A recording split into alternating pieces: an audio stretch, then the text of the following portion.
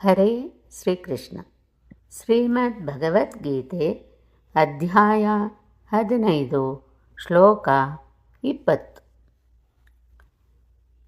ಇತಿ ಗುಹ್ಯತಮಂ ಶಾಸ್ತ್ರಂ ಇದಮುಕ್ತಂ ಮಯಾ ನಘ ಏತದ್ಬುದ್ಧ್ವಾ ಬುದ್ಧಿಮಾನ್ ಸ್ಯಾತ್ ಕೃತಕೃತ್ಯಶ್ಚ ಭಾರತ. ಓ ಅನಘ, ತುಂಬ ಮುಚ್ಚಿಡಬೇಕಾದ ಮಾತನ್ನು ನಾನು ನಿನ್ನೆದುರು ಬಿಚ್ಚಿಟ್ಟಿದ್ದೇನೆ. ಇದನ್ನು ಅರಿತವನು ಭಗವಂತನನ್ನು ಬಲ್ಲವನಾಗುತ್ತಾನೆ.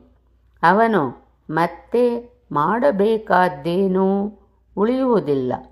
ಇದು ಅಧ್ಯಾತ್ಮ ಜಿಜ್ಞಾಸುಗಳಿಗೆ ಹೇಳಬೇಕಾದ ರಹಸ್ಯಗಳಲ್ಲೇ ಸರ್ವಶ್ರೇಷ್ಠ ರಹಸ್ಯ. ಅಧ್ಯಾತ್ಮವನ್ನು ಆಸಕ್ತಿ ಉಳ್ಳವರಿಗೆ ಅವರ ಆಸಕ್ತಿಯ ಆಳವನ್ನು ತಿಳಿದು ಹೇಳಬೇಕು.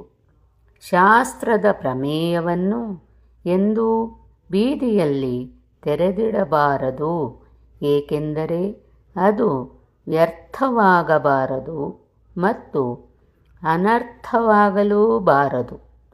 ಯಾರಿಗೆ ಗ್ರಹಣ ಮಾಡುವ ಯೋಗ್ಯತೆ ಇದೆ, ಆಸಕ್ತಿ, ಶ್ರದ್ಧೆ, ಭಕ್ತಿ ಇದೆ, ಅವರಿಗೆ ಮಾತ್ರ ಹೇಳಬೇಕು. ಇದು ರಹಸ್ಯಗಳಲ್ಲೇ ಅತ್ಯಂತ ಗೋಪ್ಯವಾದುದು. ಕ್ಷರಪುರುಷರ ಜ್ಞಾನ, ಅಕ್ಷರಪುರುಷರ ಜ್ಞಾನ ಮತ್ತು ಪುರುಷೋತ್ತಮನ ಜ್ಞಾನವನ್ನು ತಿಳಿದವನು ಶಾಸ್ತ್ರವನ್ನು ಬಲ್ಲವನು. ಶಾಸ್ತ್ರ ಎಂದರೆ ತಿಳಿದವರು ತಿಳಿಯದವರಿಗೆ ತಿಳಿ ಹೇಳಬೇಕಾದ ವಸ್ತು.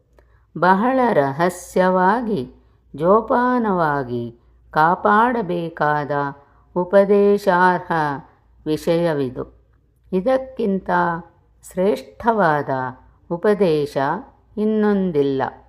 ಅಂತಹ ಗೋಪ್ಯವಾದ ವಿಷಯವನ್ನು ನಿನಗೆ ಹೇಳಿದೆ, ಏಕೆಂದರೆ ನೀನು ಅನಘ.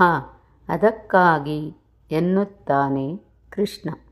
ಅನಘ ಎಂದರೆ ಯಾವ ದೋಷವೂ ಇಲ್ಲದವ.